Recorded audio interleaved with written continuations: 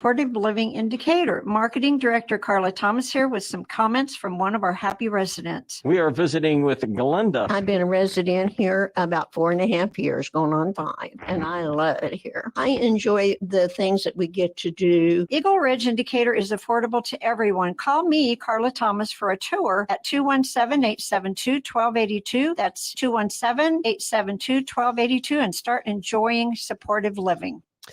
It is 7 minutes after the hour here on this Friday morning. We start the day under cloudy skies. It is 32 degrees in Clinton here for this morning. Information that makes a difference. Here's your regional weather.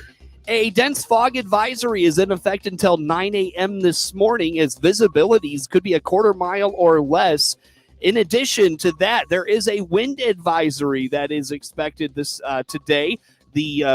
The fog advisory is for McLean, DeWitt, Piatt, Champaign, and Vermilion counties, and again until 9 a.m. this morning.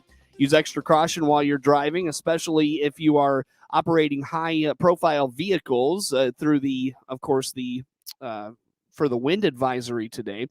Dense fog will persist late into the morning hours with strong and severe storms possible later this evening and tonight.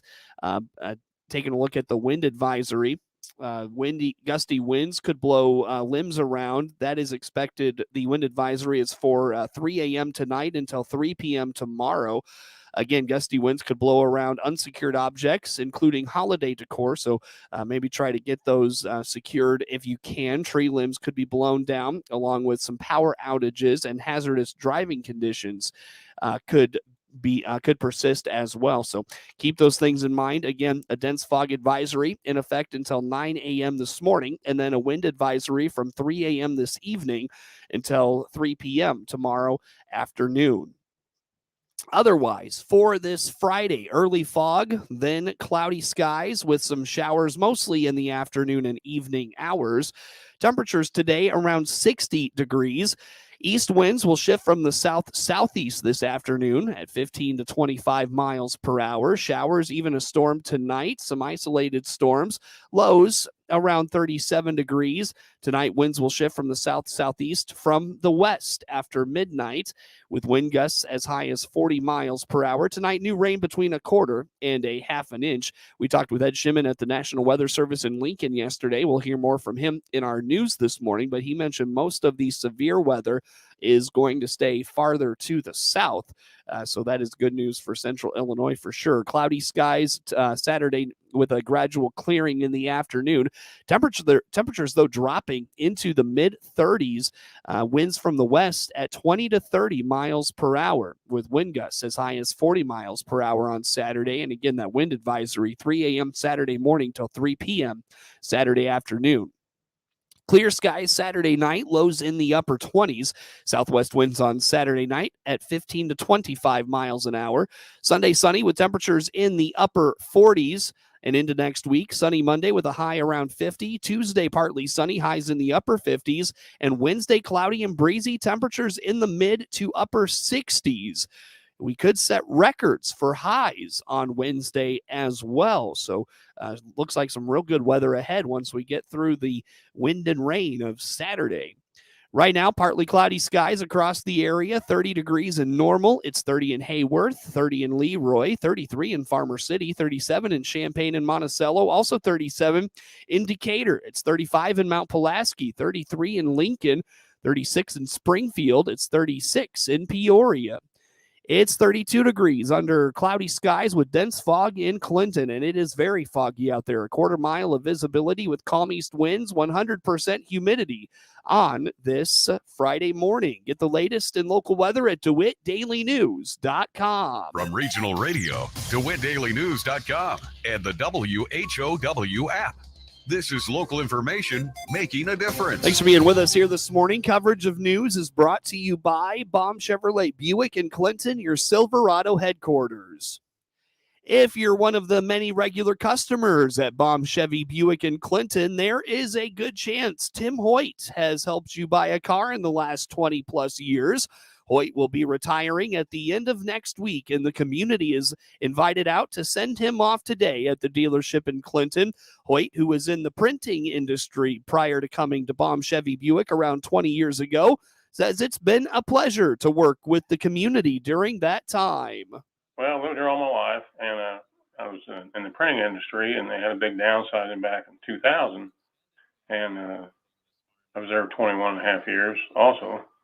And they had an opening out here, Steve and Scott did, and they gave me a call, and we got together and been here ever since. It's been a lot of good memories. One time I sold a kid his first car in high school when he was 16. He got it on Christmas Eve. It was kind of a surprise from his parents. And then, of course, we had a deer run through the showroom, broke the glass right in the front, and ran around the showroom for quite a while until we chased it outside. And you don't see something like that every day. Cars have certainly changed a lot since Hoyt started, and he says the features on the vehicles are always continue to be top notch. The biggest thing when I started was having heated memory seats on a Buick. That was top notch back then, and the climate control and the radio stations would all switch in each memory button for driver 1 and driver 2. Now you've got battery operated cars like Chevy Bolt, and you've got cars that park themselves. I sold a Buick Envision one time, and we're out there in the parking lot playing around with the car, and I'm sitting there behind the wheel, and we're lining it up to park itself, and the wheel starts turning, and the car starts backing up and straightening it out and backing it up, and finally made in the hole there. But the lady sitting next to me was really kind of freaked out a little bit from it. You got all these safety features now: blind spot in the mirror, you got lane departure, you got forward collision alert, you've got cameras set up. You can do a view around the whole vehicle, and it's just amazing what they put on the vehicles in the last 15 years. There will be a retirement celebration at the dealership today. Marketing Director for Baum Chevrolet Buick, Janelle Baum Thomas, is inviting the community out to give Hoyt their best. Right. Well, as Tim mentioned, he has a lot of customers here from Clinton and from other areas, so we wanted to make sure to provide a time where they could come in and give them give Tim his well wishes for his retirement. So we are welcoming folks in tomorrow. That will be the 10th, December the 10th, from 2 to 5. We'll have an open house for Tim, and you can come in and say hello and see all these familiar faces that you're used to. Enjoy some cake and some finger foods, and we'll have a good time.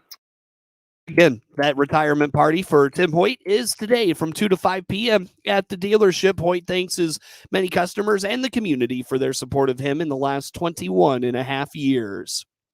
Everyone is watching the rain system moving through the Midwest, but Central Illinois weather officials say most of the severe weather is going to stay south. On the WHOW morning show Thursday, Ed Shimon at the National Weather Service in Lincoln told Regional Radio News this system will only drop between 1/4 and 1/2 inch of rain on Central Illinois. Sure, yeah. Well, we're stirring things up this morning with quite a bit of wind, as you might notice if you walked out the door and lost your hat, but that's going to precede a cold front coming through the area, and that cold front's arriving tomorrow, probably early evening.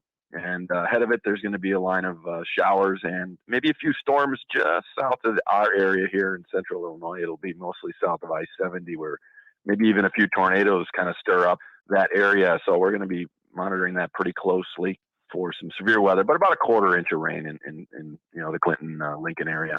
While severe rain moves through the southern Midwest, snow will be moving through the upper Midwest, leaving Illinois sandwiched right between the two. Yeah, that's where the heavier rains are. Over an inch will be Indiana, Kentucky, and western Tennessee.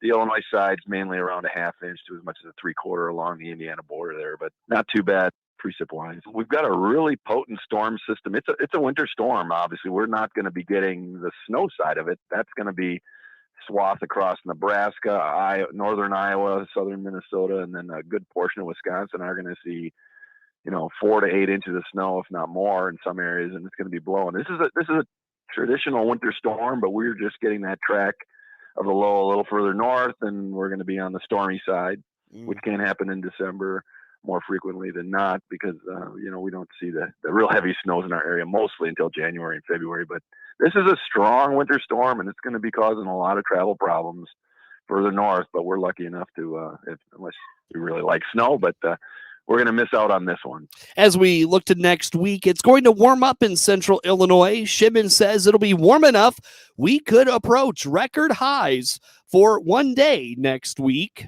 We're going to warm right back up beyond that. There's high pressure coming in that's going to be anchored in the southwest of the United States. We're going to warm up Monday, Tuesday, Wednesday, maybe some showers coming in Thursday, but it looks dry next week and warming. Well above normal again, maybe some 60s on Wednesday, just really balmy for a December 15th day next week. Your body starts to acclimate to feeling colder air around you, but then you hit some 50s and it's like, wow, man, take my coat off and be outside and enjoy it, but Wednesday we're going to be solidly in the 60s, it looks like. So that's going to be really warm. I mean, like you're going to be noticeably like near record highs. Record highs are in the 60s in December. So we're going to be very, very close to record highs on Wednesday next week. Like the likelihood of the winter months trending above normal for temperatures and precipitation continues to strengthen with each passing day, according to Shipman. We'll have more on the longer term outlooks next week on Regional Radio News. It is 18 minutes after the hour here on this Friday morning. Again, foggy in Clinton, 32 degrees. Visibility right now at just a quarter of a mile. There is a dense fog advisory until 9 o'clock this morning, and a wind advisory goes into effect at 3 a.m. Tonight and goes until 3 p.m. tomorrow afternoon, with some strong winds expected in central Illinois as rain showers pass through the area as well. So keep that in mind. It's going to be a wild couple of maybe 24, 48 hours ahead here in central Illinois. We've got plenty more to get to coming up on the WHOW Morning Show. At Baum Chevrolet Buick in Clinton and Baum Motor Company in Farmer City, our job is to help you and solve your transportation needs. This is Scott Baum. Both in Clinton or Farmer City, we'll listen and find options for a different vehicle, or we'll give you repair options to keep that car, truck, or SUV safe and trouble-free so you can continue with your busy schedule. If it has to do with transportation, we're here to help. Visit our full-service team today in Clinton or Farmer City. Baum Chevrolet Buick, right from the start. It is 19 minutes after the hour here on this Friday morning. Coverage of news today, again, brought to you by Baum Chevrolet Buick in Clinton, your Silverado headquarters. Harvest totals were down this year for the annual firearm deer hunting season. Hunters took 71,675 deer over the 2 weekends of the firearm seasons in Illinois. That compares to more than 77,000 deer harvested last year. State Department of Natural Resources spokesperson Tim Schweizer looks ahead. The 7-day firearm season is done, but we still have some deer hunting opportunities left this fall and early winter, so we encourage hunters, if they haven't been out, to give it some thought. Schweizer says the biggest declines were during the second half of the season. We did hear from some of our sites around the state that said hunters who were at some of our state parks and fish and wildlife areas during the second weekend weren't seeing many deer, so not sure exactly all the reasons, but harvest was down a bit. The muzzleloader only deer season is this weekend, and the archery season continues through January 16th. Find more dates and other information online at huntillinois.org.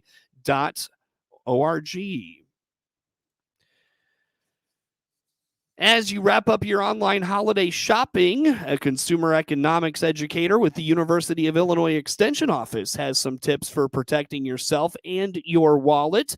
For starters, U of I Extension's Kathy Sweedler recommends using a credit card rather than a debit card. The reason it's safer to use your credit card is that you can cancel and put a hold on your payments in case something isn't right. And also, if somebody was to steal your number online and to use it, then your liability with a credit card is only up to $50, but it could be much more with a debit card. Other advice includes only shopping online with trusted retailers and making sure the browser has the lock symbol or reads HTTPS, which signifies a secure connection.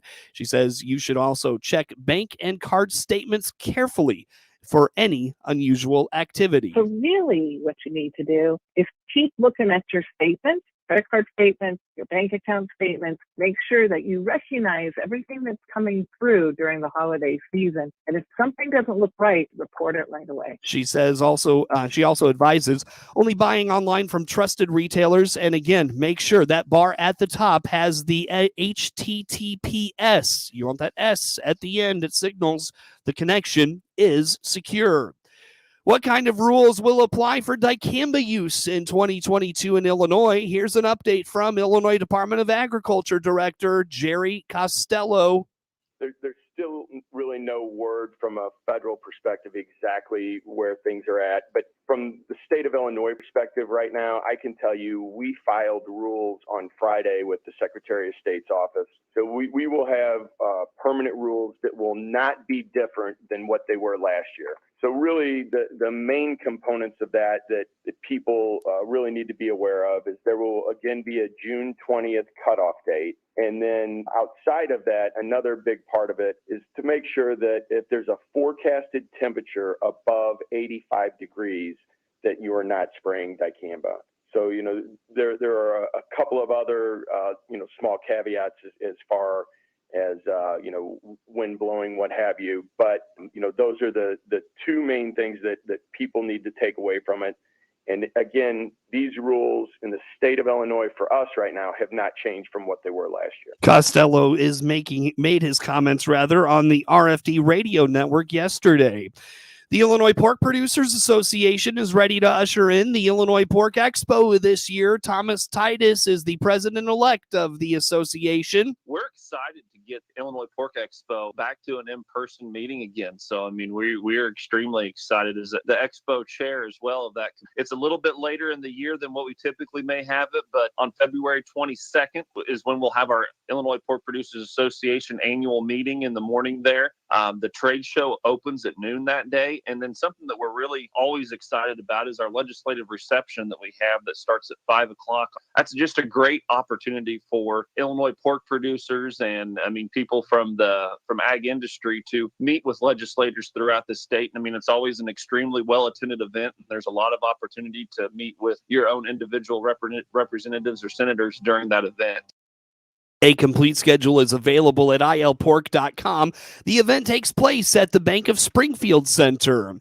The U.S. Attorney for the Central Illinois District of Illinois has finally been approved. Greg Harris becomes the first Black U.S. Attorney for the district's history. Harris's nomination had been held up in the Senate over a Republican objection to a voice vote for his approval and 4 others. U.S. Senator Dick Durbin says it was 46 years ago for the last roll call vote to approve a U.S. attorney, and all Trump nominees were approved by a simple voice vote. Greg Harris spent nearly 3 decades as Assistant U.S. Attorney in the Central District of Illinois.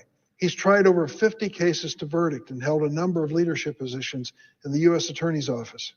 He serves on the Central Illinois Human Trafficking Task Force. His nomination is historic.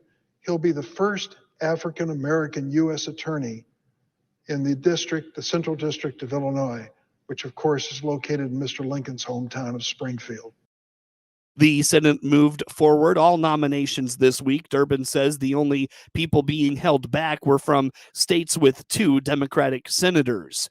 Illinois' senior senator says historic investments were made under President Biden's administration, which are allowing Americans to be more prepared when it comes to the new COVID variant Omicron. Speaking on the Senate floor, Senator Dick Durbin says investments from the American Rescue Plan are paying dividends in the public health sector.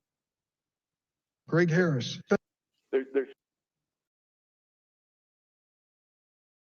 Thanks to the American Rescue Plan, which we passed earlier this year on, sadly, a partisan roll call without a single Republican vote, America is more prepared.